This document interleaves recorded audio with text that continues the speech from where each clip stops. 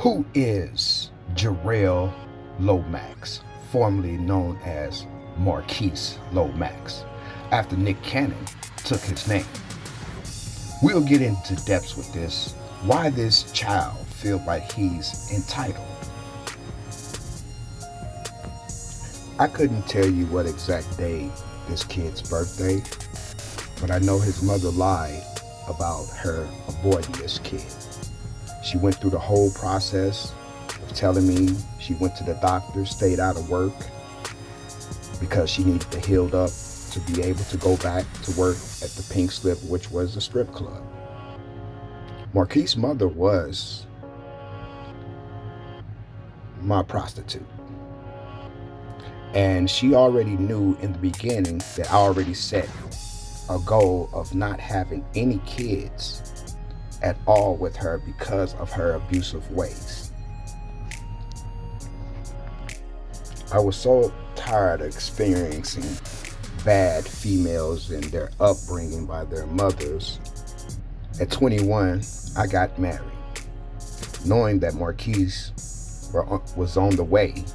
I still try to better my life so I know I can provide a better life for any of my children whenever they get their mind correct and come to me for real guidance.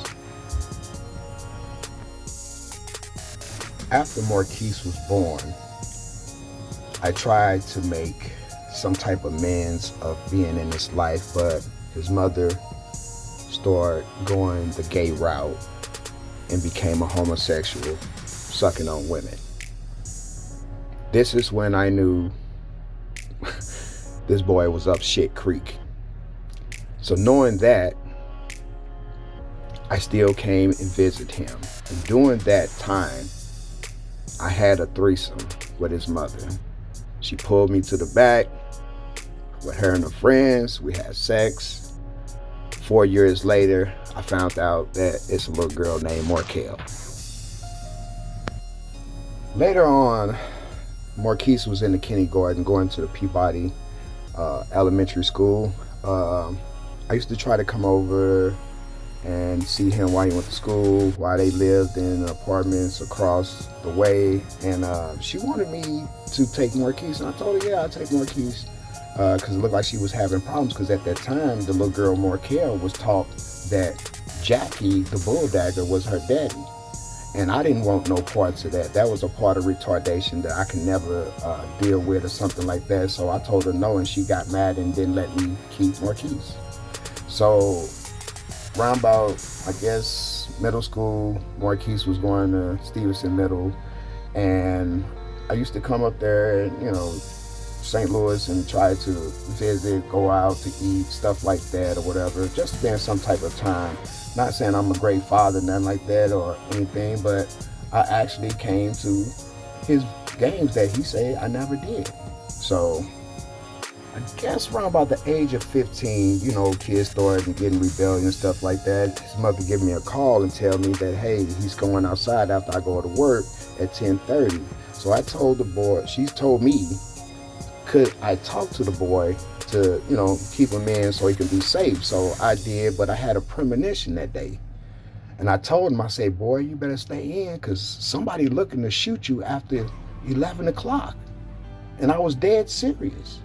In less than 2 weeks, y'all, less than 2 weeks, this boy got shot. The bullet went through his arm, hit his chest, and lodged into his goddamn lungs. Now this little punk ass nigga was crying like a little bitch. I want to go live with my daddy. I want to go live with my daddy. Now, you were so enthused that everything was good and fine back then, but you still act like you need some type of entitlement. And I just don't understand. I feel that I'm entitled to take care of you if you want me, but some kind of accountability got to be leaned towards your mom.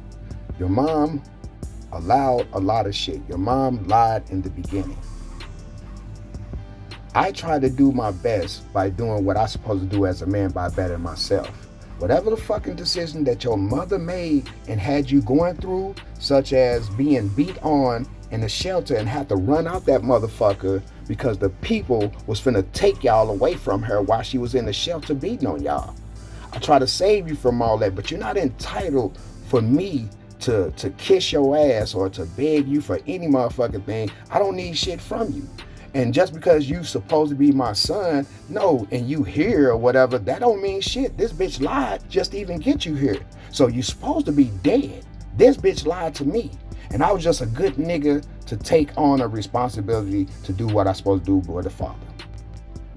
I was 19 years old, 20, something like that. Lived on my own, had my own apartment, 2 cars. I worked, as security or whatever the fuck, man. I didn't need nobody. I didn't ask nobody. I told her in the beginning, if we was gonna do anything like this and it happened, you must take care of it, abort the baby. And she lied. So therefore, she knew what I was doing, knew what I was into and everything, but she still lied. And she got to live with that lie. Now you're living with that lie, and I hate that you're doing it. So as I promised, I did, and tried to take care of him, groom him in the right way. I took him out everywhere to learn all about LA. I even started working with him in music and talent and stuff around very, very famous people. Him and King was inseparable. If King was in something, Marquise was right there with him. If Marquise is there, I'm there. So therefore, he was never alone. I never let them be alone. He never had an audition to because I had everything set up. The boy came here into a privileged life. So he's learning all these things, and as you see, they even dressed alike. So it wasn't no difference. I was showing difference between my kids or anything. I was providing the best, keeping them athletic, apart, just like brothers and brothers, right? I even bought Marquise his first guitar. Shane Sparks told him that my best friend, who I used to dance with, you got served.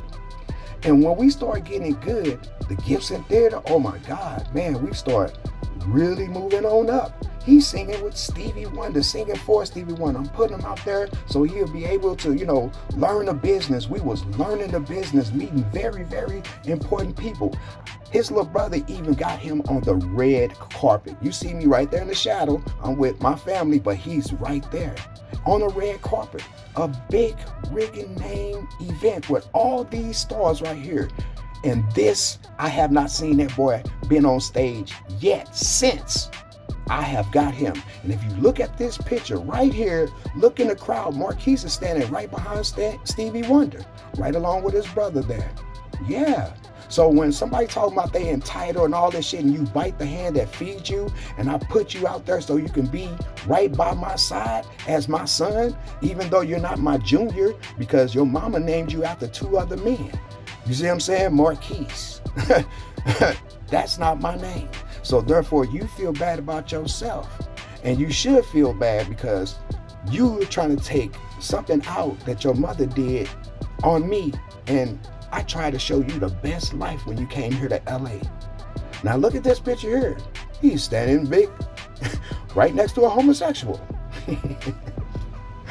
Oh yeah, but this is the type of fun that we had. And I haven't seen him do any of these things. This is Joe Torre, straight from St. Louis. But when the boy got signed, from the things that I showed him out here, he felt like, fuck daddy.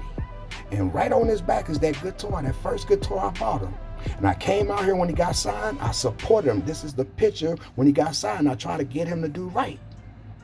But he went back to St. Louis, went to Southwest High School, and they passed him through without the right education. And the boy got fucked out his name. His name is Marquise Lomax. He even went on TV talking about his brother wears hat like that when I wear that hat. Even his clothing line. Nigga, I helped you with your clothing line out here. These are my personal friends at this place that I actually led you to. So when I come to St. Louis, it's supposed to be all good, but you always sold that two-faced shit. Son, you need to straighten up. I'm not kissing your ass, but you're not entitled to shit because everything I gave you, man, was sufficient. And you bit the hand that you fed, that was feeding you, and you trying to get back and you can't. It's over with. Leave me the fuck alone.